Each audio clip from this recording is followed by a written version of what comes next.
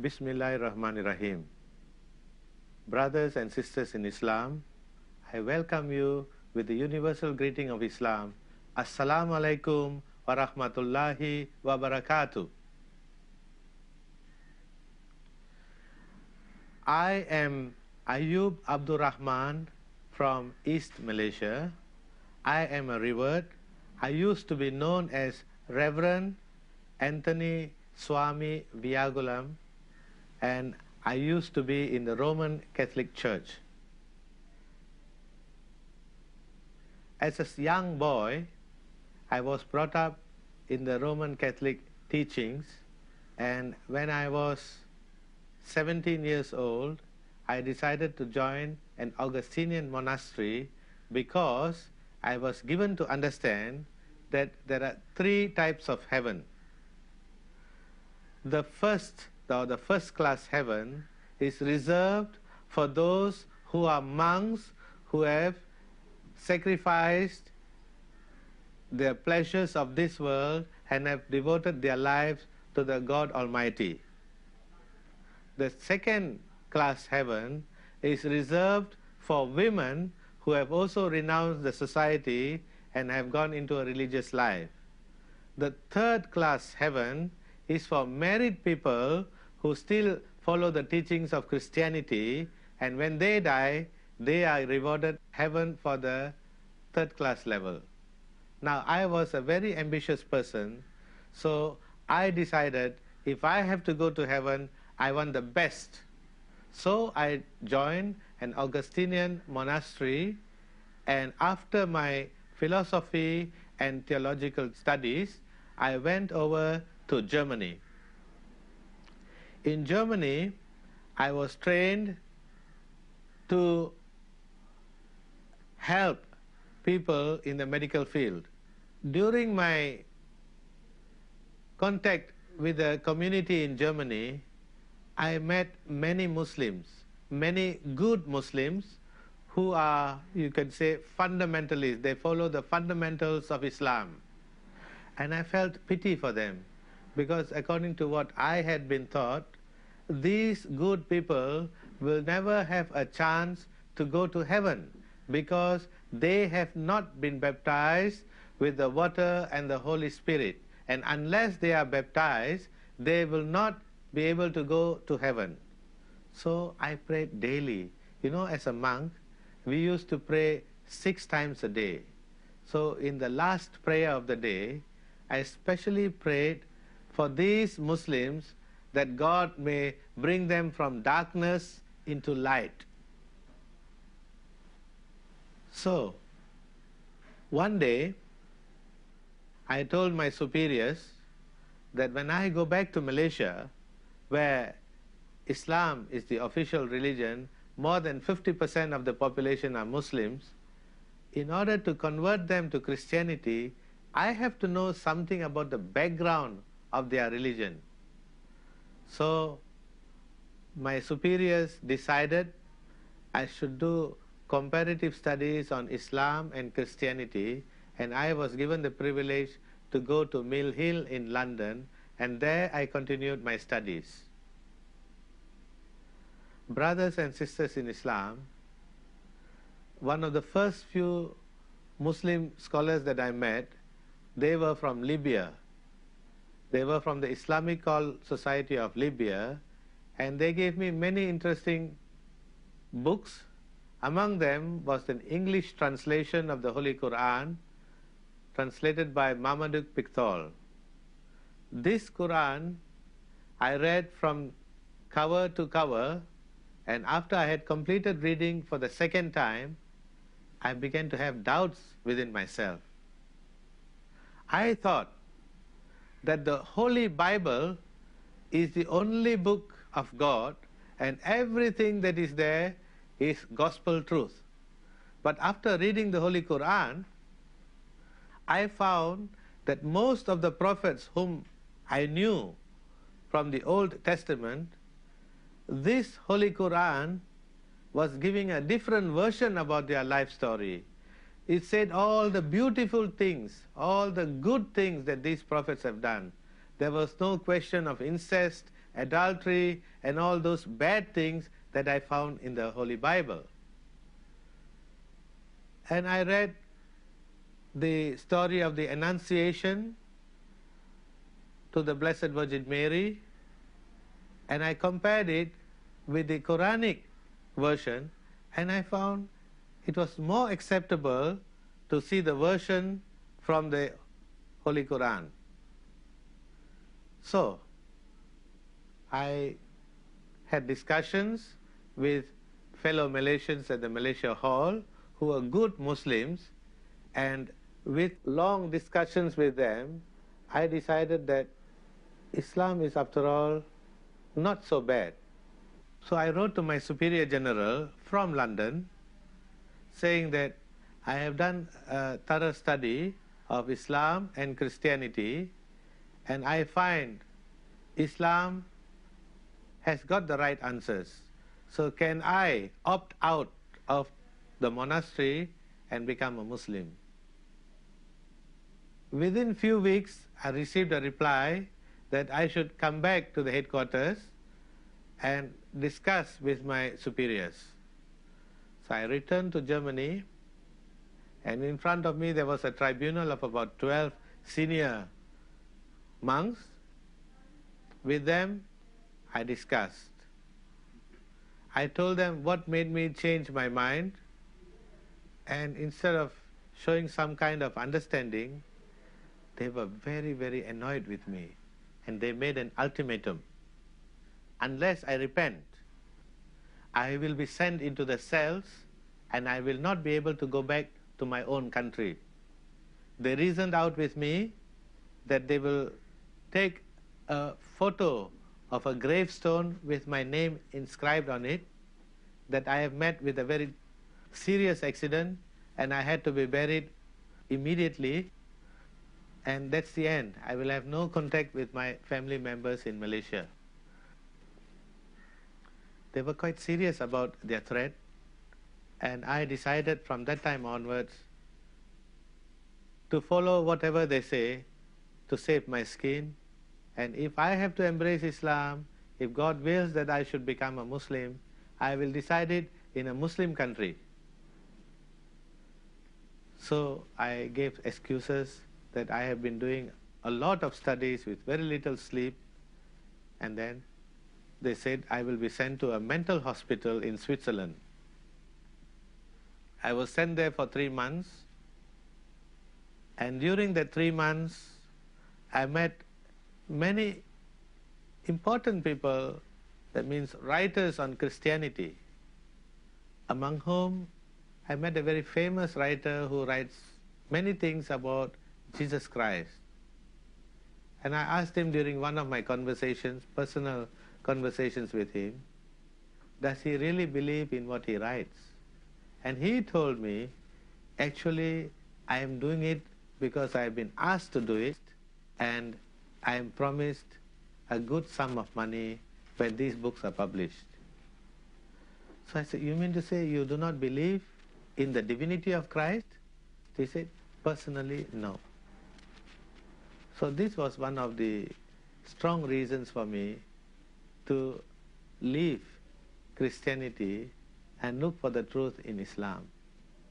But anyway, after the 3 months in the mental hospital, I was sent back to Germany, and there I spoke to my superiors that I would like to undergo a medical training so that when I go back to my home country, I can combine my missionary work with social work.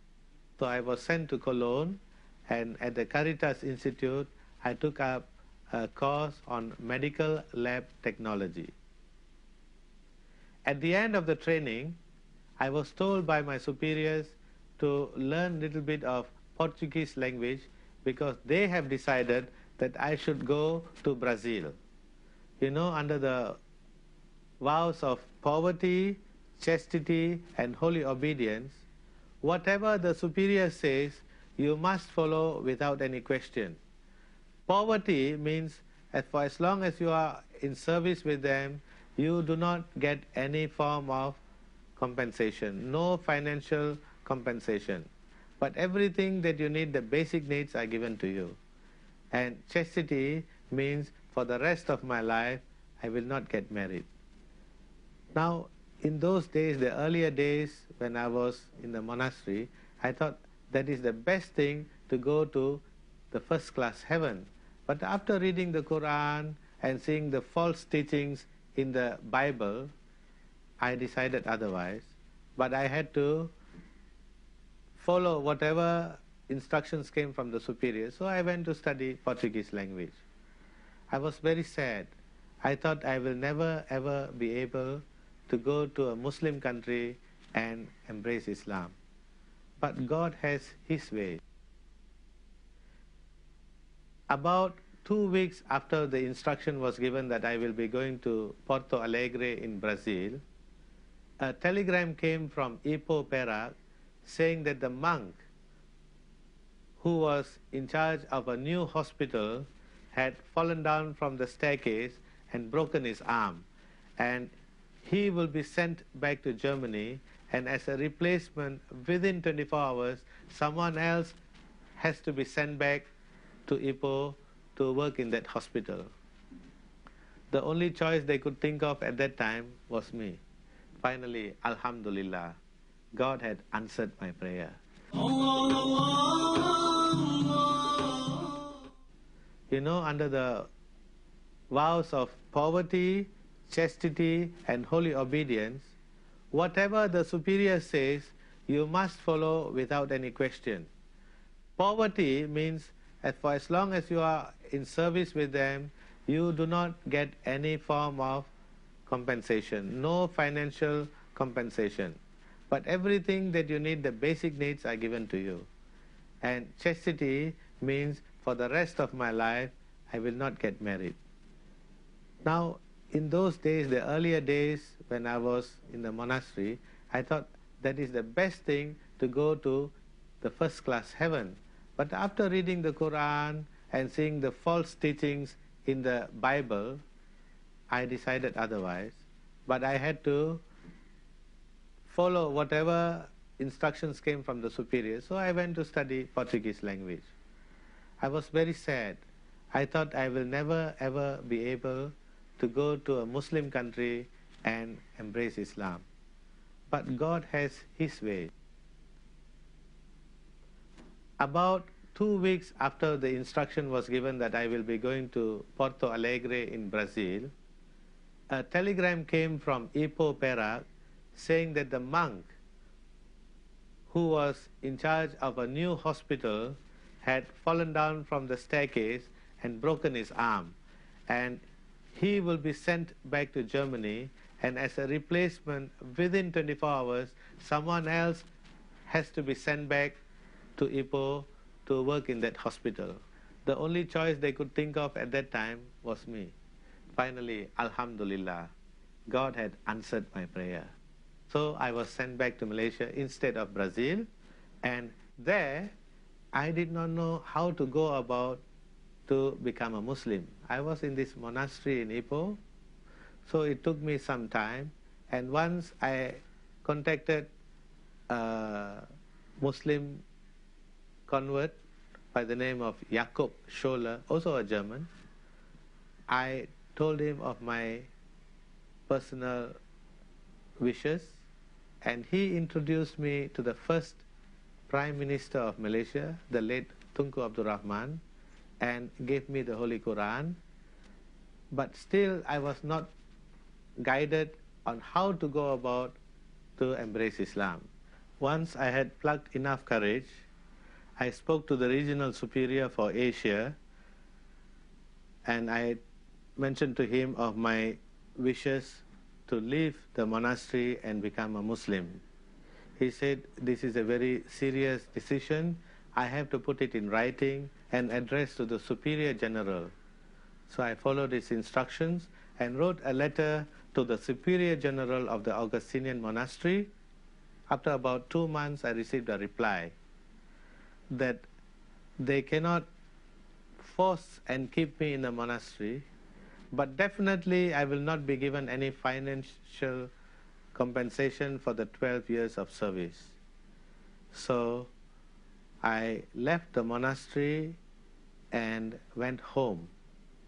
When I went home, I thought my parents would have more understanding and will receive me with open arms.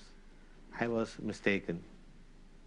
My mother was not at all happy that I had left the monastery, a secure place, to become a Muslim. She said, what is so good about the Malay community? In Malaysia, Islam is always thought of as the religion of the Malay community. So if a Malay does not live a good life, they say Muslims are no good. So we have black sheep everywhere in every society, but the Malay community were the ones who were supposed to give the image of the true Islam. So my mother said that she will not accept me as her son and I should leave. So I did not know where to go. Being in the monastery for more than 12 years, I was so used to that secure life. So now I had to go again to look for people who will look after me. Then I decided to go to Kuala Lumpur, where I have an elder brother. And there I spoke to him and I told him of my position. He was sympathetic, but at the same time, he did not know what to do. He said, you can stay with me, but don't make it too obvious, because I am staying with in-laws, and if they come to know I am supporting you, not only you will be chased out, I will be chased out with you. So I stayed with him for about a week. In between, I had applied for further studies, and during that 1 week while I was with my brother, a letter came from Australia that I had been selected to undergo a 6 months training in Melbourne University. So I went to the Qantas Airlines, where they had sent my ticket, and left for Australia. While in Australia, during my training, I was already making plans. What do I do after the training? So I decided to look for advertisements where they advertise for medical workers for Saudi Arabia. And once I found that application, the vacancy form, I applied to Dr. Baksh Hospital in Jeddah, and I was offered a position as Medical Lab Scientific Officer. So I decided to come back to Malaysia after the 6 months training, and I embraced Islam in Malaysia at the residence of the Chief Minister of Sarawak, and after 3 days left for Jeddah to work in a medical center. During this time, I made several trips to Mecca, made my Umrah, came to know more about Islam, and after the contract of 2.5 years, I was invited back to Sarawak to set up a medical center in Kuching. The Chief Minister also advised me to get married because I'm no more a monk. But unfortunately, in the 12 years as a monk, nobody taught me how to date. So I did not know how to go about choosing a life partner. Usually in our Indian custom, it is customary that the parents look for a bride. But in my case, my parents were against my decision to become a Muslim. So they will not look for a good Muslim bride. But Allah has His ways. By accident, my conversion ceremony, the photos that were taken was published in a very leading Islamic magazine, and by accident, my wife also saw this magazine, and she said, he is a former Roman Catholic monk, a forgiver of sins, and now he has come to Islam. He must be a good person. So when we met casually through our social work, I also felt that if I have to get married, it should be somebody virtuous. Does not matter if she doesn't have wealth, if she's not very pretty, not the prettiest in the whole country, but she has virtue. So I decided to marry her. went to approach her parents. The parents were anti-Indians. They did not like Indians. So again, I had to wait. One day, the governor of Sarawak casually asked me, will I ever get married? I'm going to remain as a Islamic monk. So I told him, I want to marry local girls, but the parents don't like me. During my weekly visits to His Excellency the Governor of Sarawak, he asked me very casually, have I found the right girl to get married? And I told him of my problems. I said, finally I have found a virtuous woman, but unfortunately her parents do not want an Indian son-in-law. He was taken aback, so he instructed one of his lady ministers to visit this home and find out what was the thing that they did not like in me. And when the minister went to visit this family, they said they had doubts whether I am a married man, perhaps I have a wife in India, perhaps I have another wife in West Malaysia, and now I have come to Kuching and asking for the hand of the one and only daughter.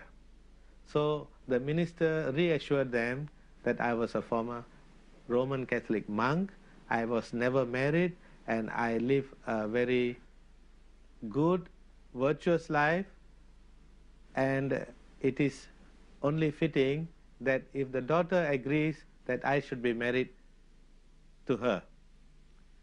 So after these things were explained very nicely to my present mother-in-law, she called for a meeting of all her relatives with me, and there they started asking me whether I don't know how to recite the Fatiha, whether I pray 5 times a day, whether I know the fundamentals of Islam.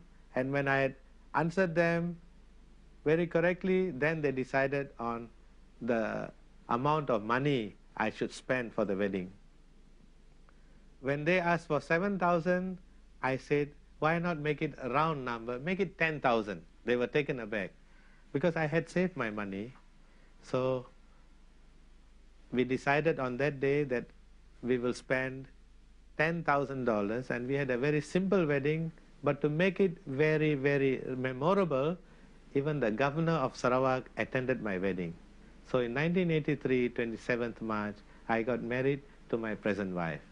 And I have now 2 sons and work in a clinic in Kuching, but I'm doing da'wah because in the past many years as a Christian monk, I had baptized many, many thousands of non-Christians, and I've brought Christianity to them.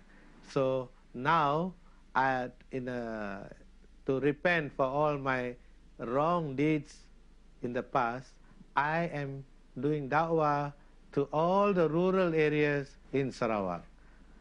I wish to conclude, wabillahi taufiq wal hidayah, wassalamu alaikum wa rahmatullahi wa barakatuh. In the name of Allah, Lord of all the worlds, there is no God but Him, the living and eternal. Allahu ya Allah.